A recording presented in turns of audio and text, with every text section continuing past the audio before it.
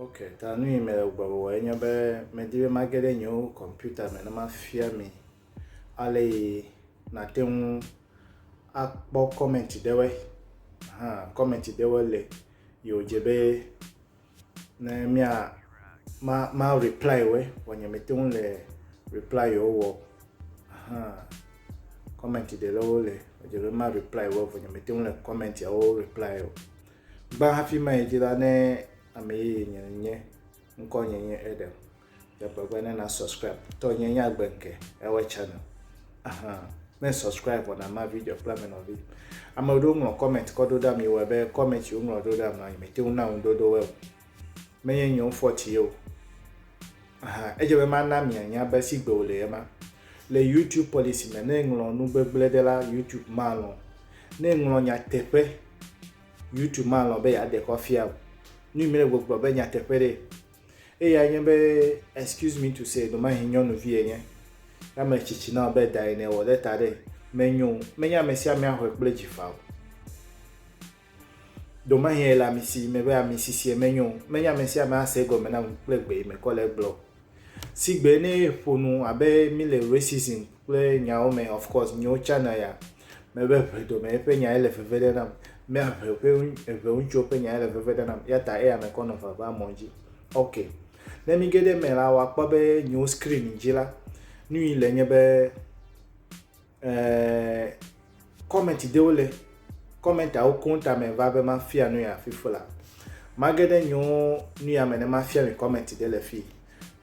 ta mezi new screen ji comment ile je me ya ne me jo le je me la me di ma ide gomie ne ma comment de ko fia mi me comment de ka ma ide nyu page me ma fia mi comment cho ma kweda cho video ime wo chon echo davie sigbo kweda de ebe ya agbenke I strongly agree with you. White men deceive so much black men, then turn them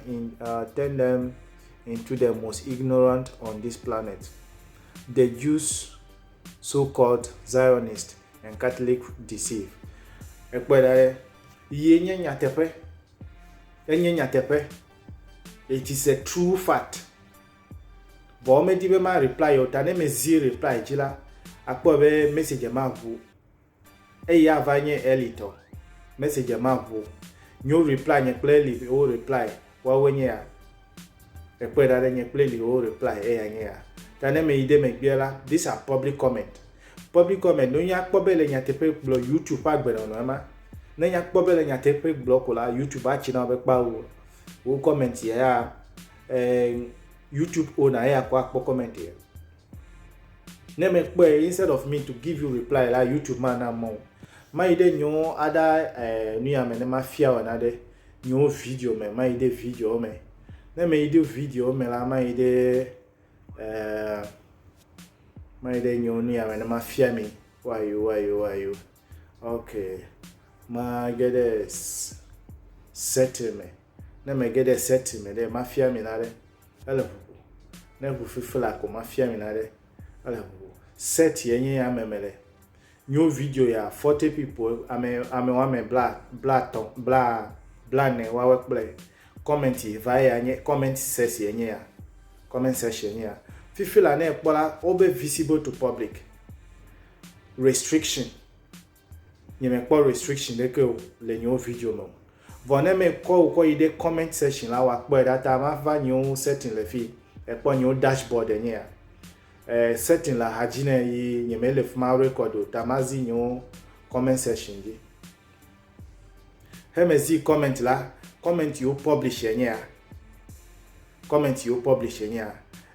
eli you comment kla me pe de comment ya hu and a normal condition ma check it ama ide go me na ma po be mate wa po ma ide go me na ma po be mate wa po eli o commenter de e kwela de comment you va me comment you va péter e kwele vo me di video ya pe David esi o commenter de po be me jele fi ta publish comment YouTube ati wan decide be ya publish it YouTube ati wan le o pe comment le po do me mezi e yala health for review ekpo be ame ya o computer ya nya me ya o dating girls penu kanuka Salomon Grant penu ka Europe nuka computer e na comment ya we ta potential inappropriate comment YouTube alewe ta ya we enyobe ne walewe ya we de enyobe ne walewe vo yi naga glonya tepe yi ki ka ebiawo yi ho yi ka yovo yi gblenu yi ananya tepe amene one ya chele tane wo comment ko do da mi anyime po comment o de sometime YouTube le kula anyima to anpe o YouTube melon na be no bia no le YouTube gio like an comment be me de ku pede unye me de ku wole pele me de ku like YouTube does open policy even this year 2020 ya me o change policy o subo blema me comment di wa ton ava e po be davie si o comment me va fi be o le kula o me va video ya no na me ide spam akpo likely spam na de kemele mo e po dade ta video yi me wo chova yi o comment amadeka fe comment ko eva e po dade yin teacher first Accra Tech TV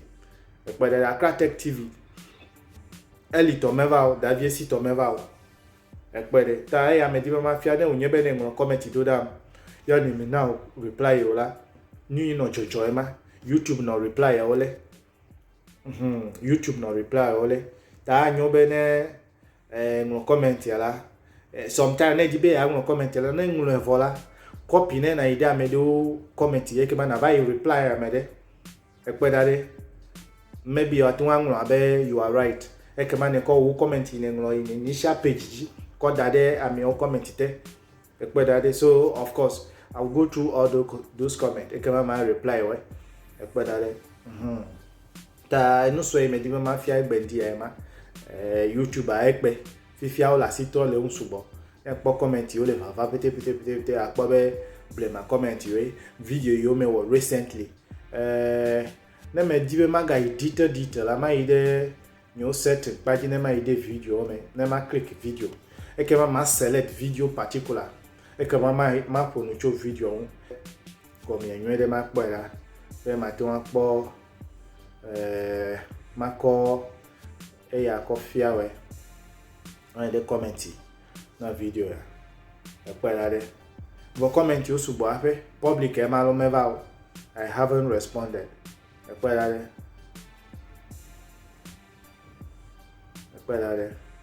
okay, so let me close this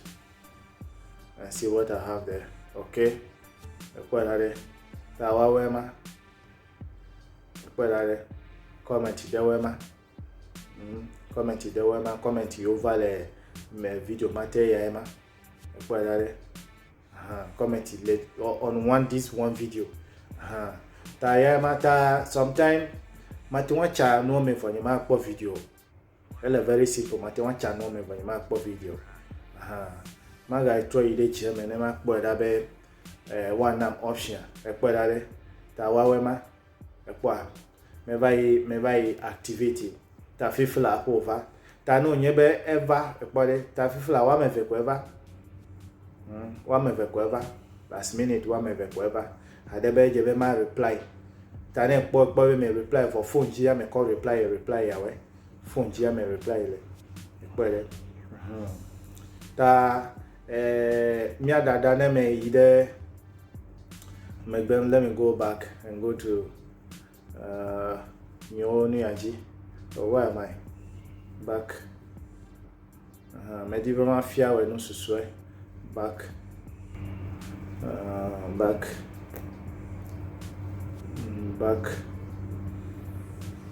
My ide megbe. Fia we. Na me fia we vola ke ma wa po ebe. Ele vevede. Ele vevede be mano miang comment. Na iche mana undodo. Emi mo comment like ma mi anam no do chemati wa YouTube na le comment mo life ya be na chichi na YouTube e kpoda video ya de me kpo video ne video ya de me kpo video ne eni me madi ma fia fifla e wa be my ide new page ji ne ma fia we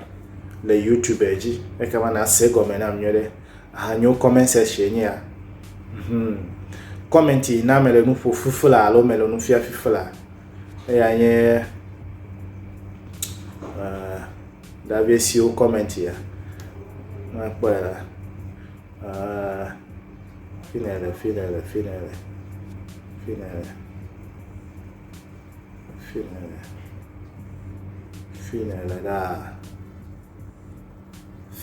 da. Ekpere David si o comment ya kula chemeje o. David si o comment ya kula chemeje o. Ekpere hadebele nyatepe ngota me ina de ke o nyatepele ne le nyatepe ngola o ma ko fe plu o. Ne le nyatepe ngoya o ma ko fe plu o. O ma na ma po comment e plen ku kula che afan vale o. Ekpere David si o comment kenya. Iwe be edefu. Enya iso imedi magblema. On vit lolo me bia dagbe na me se me ga won bo ja gbe na subscribe. Ni subscribe for na ma video gbe na no we. Mi ano kawe.